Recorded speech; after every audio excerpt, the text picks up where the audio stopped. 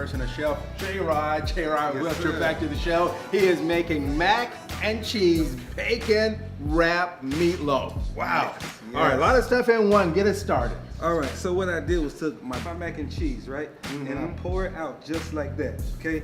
And then I set that to the side. Now, what's better than mac and cheese? Mac and cheese with more cheese. Can't be faster than cheese. All right. All right, so I take some cheese. How long do we bake this? So we bake this in the oven at 350 degrees for And about it 30 will look minutes. like that. Oh, Yes, so- look at that. Man, Ooh. look at- take the and he's gonna glaze. put the little glaze on Oh, top of man. that. For more information on how to get in touch with Chef Jerod or to get a copy of today's recipe, go to newschannel5.com. Love it. Thank you for being with us Thank you today. for having me.